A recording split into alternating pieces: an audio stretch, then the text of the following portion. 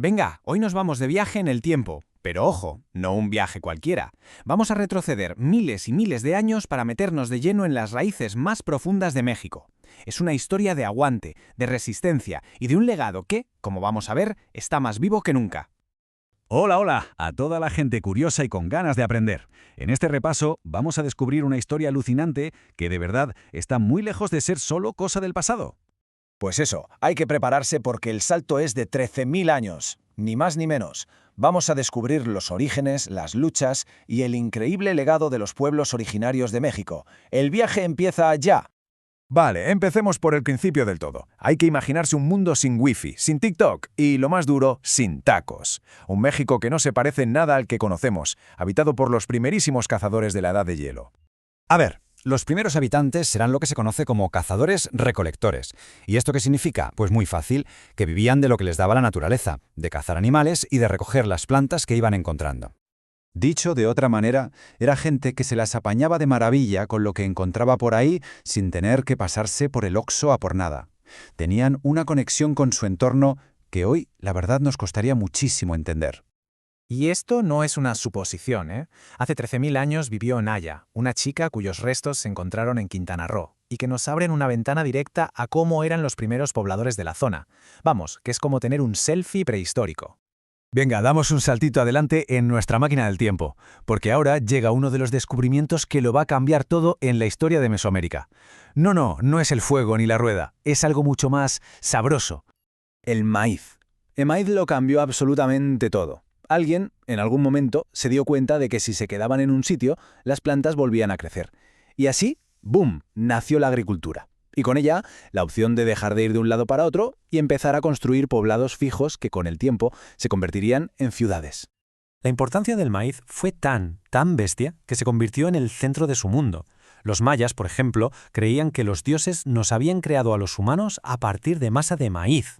O sea, que básicamente somos como tamales andantes. Una metáfora curiosa y bastante rica, ¿no? Claro. Con la comida más o menos asegurada gracias al maíz, las sociedades se fueron haciendo cada vez más complejas. Empezaron a surgir ciudades impresionantes como Teotihuacán o Tenochtitlán, y la vida se organizó de una forma totalmente nueva.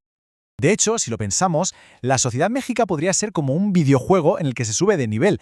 Se empezaba en la pantalla 1 como campesino y de ahí se podía ascender a comerciante, a guerrero o incluso llegar al jefe final, el gobernante, que era visto casi como un dios. Y ojo, que también tenían colegios, con un sistema educativo súper claro. La gente del pueblo iba al Telpochcali, donde les preparaban para la guerra o para aprender oficios, y los nobles, pues al Calmecac, para formarse como sacerdotes o gobernantes. Eso sí, una cosa estaba clara, de los deberes no se libraba nadie. Y para que todo este tinglado funcionara, existía el tributo, que era, para que nos entendamos, como los impuestos de la época. Y más valía pagar porque si no te caía encima una inspección de la Hacienda Imperial de turno. Pero bueno, hablemos de ocio. Uno de los espectáculos más alucinantes era el juego de pelota. Pero no era un simple deporte, ¿qué va? Era todo un ritual con una importancia cósmica y muchas veces con consecuencias fatales. Claro, la pregunta del millón es, ¿y qué pasaba si perdías el partido? ¿Te echaba el entrenador la bronca? ¿Se reían de ti en las gradas? Pues digamos que no solo se perdía el partido. En muchas ocasiones la derrota era sinónimo de sacrificio. Así que la próxima vez que alguien falle un penalti, que piensa que podría ser peor, que podría estar jugando en una cancha mesoamericana.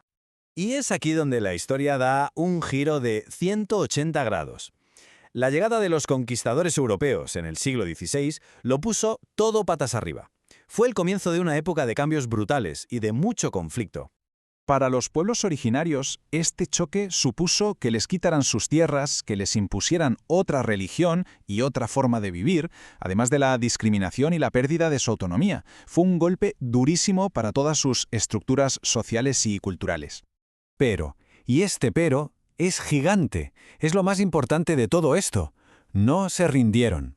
A pesar de toda la violencia y la opresión, la llama de su cultura y de su identidad nunca se apagó.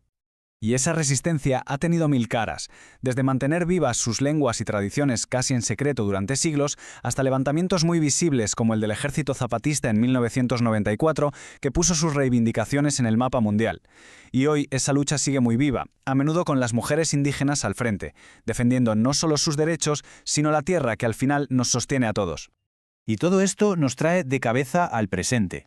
Porque el legado de estos pueblos no es una cosa para ver en un museo y ya, es una realidad que vibra, que es compleja y que tiene una diversidad increíble. Es, en definitiva, el México de hoy. A día de hoy, en México conviven más de 60 pueblos originarios reconocidos. No estamos hablando de un solo grupo, sino de un mosaico de culturas, cada una con su lengua, su arte, su forma de ver el mundo. Y esa diversidad es, sin duda, una de las mayores riquezas del país. Y este es el mensaje con el que nos tenemos que quedar. Es muy fácil pensar en estas culturas como algo del pasado, algo de los libros de historia, pero no es así. Los pueblos originarios no son historia vieja, son historia viva. Por eso, la invitación final es a eso, a escuchar, a tener curiosidad, a ir un poco más allá de lo superficial, porque conocer y apreciar estas raíces no va solo de entender el pasado, va de construir un futuro que sea más justo y más rico para todo el mundo. La clave está ahí, en respetar, en valorar y sobre todo en aprender.